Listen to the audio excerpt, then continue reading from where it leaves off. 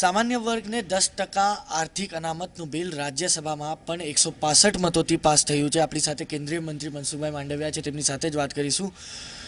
નિર્ણય લીધો પરમ દિવસે 2 દિવસમાં બંને સદનમાં બિલ પાસ થયું, ઐતિહાસિક બિલ કહેવાઈ રહ્યું હતું।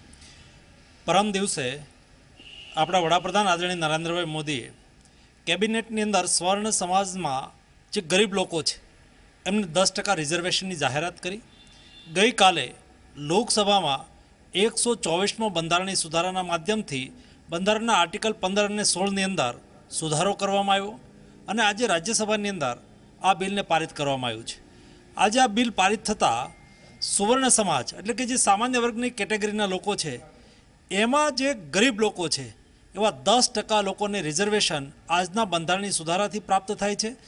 આ સુધારાથી એક એવા વર્ગ જે સાચ અર્થની અંદર સવર્ણ હોવા છતાં એ આર્થિક રીતે નબળા છે અને એમને ન્યૂ જનરેશન એ વિકાસથી વંચિત રહી જતો હતો। એમને ઓપોર્ચ્યુનિટી આર્થિક સંસાધનોના અભાવના હિસાબે મળતી નહોતી। આ બંધારણીય સુધારો થવાથી આ વર્ગના લોકોને સચમુચ ન્યાય થયો છે। આ ઐતિહાસિક બંધારણીય સુધારો છે। આ બંધારણીય સુધારાના માધ્યમથી હવે સવર્ણ સમાજમાં જે ગરીબ વર્ગ છે એમના બાળકોને એજ્યુકેશનની અંદર રિઝર્વેશન મળશે, એમને નોકરીની અંદર તક મળશે, સાચ અર્થની અંદર એમનું જીવન સુજલામ સુફલામ થશે। એ દ્રષ્ટિએ આ બંધારણીય સુધારો એ ખૂબ મહત્ત્વનો અને ઐતિહાસિક છે। રાષ્ટ્રપતિની મોહર લાગ્યા બાદ તમામ રાજ્યોમાં એસેમ્બલીમાં પણ સંશોધન કરવામાં આવશે, એટલે કહી શકાશે કે હવે આંદોલન જે હતું અનામતનું તે પૂર્ણ। આ બંધારણીય સુધારો થવાથી હવે આમને રાજ્યની અંદર પણ પાસ કરવાનો રહેતો નથી, માત્ર સંસદના બંને ગૃહમાં પાસ કરવાથી એમનું ઇમ્પ્લિમેન્ટેશન થઈ શકશે।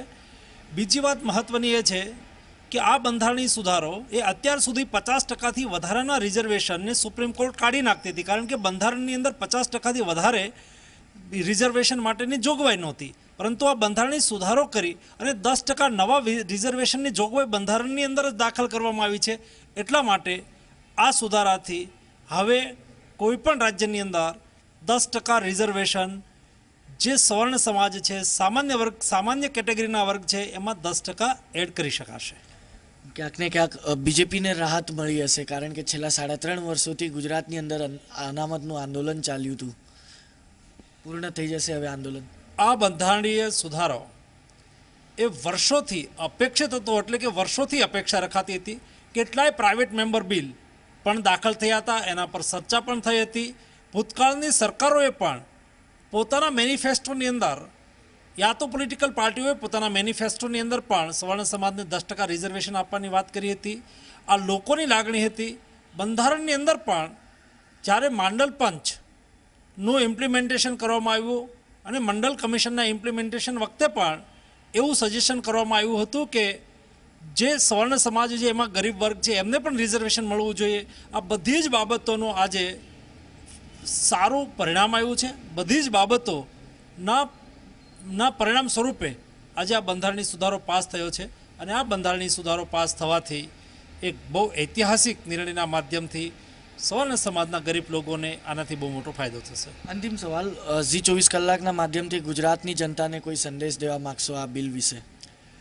ગુજરાતની જનતાને હું ચોક્કસ રીતે કહીશ કે આ બિલના સંદર્ભની અંદર કેટલાય લોકો પોતપોતાની અનુકૂળતા મુજબની કોમેન્ટો કરશે, પરંતુ એ સત્ય છે કે આ બંધારણીય સુધારો છે।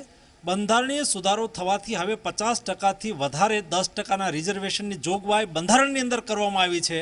એટલે હવે આ 10% રિઝર્વેશન આર્થિક અનામત ગરીબ લોકો માટેનું રિઝર્વેશન એનું 100% અમલીકરણ થઈ શકશે। કોઈ દુવિધાને કારણ નથી। હવેથી સવર્ણ સમાજના ગરીબ લોકોને 10% રિઝર્વેશન એ રાજ્ય અને કેન્દ્રની અંદર શિક્ષણ અને નોકરીની અંદર મળશે। Thank you so much sir, Zee 24 કલાક સાથે વાતચીત બદલ। દિલ્હીથી કેમેરા પર્સન સુનિલ કુમાર સાથે ટેન મિકલાની, ઝી મીડિયા।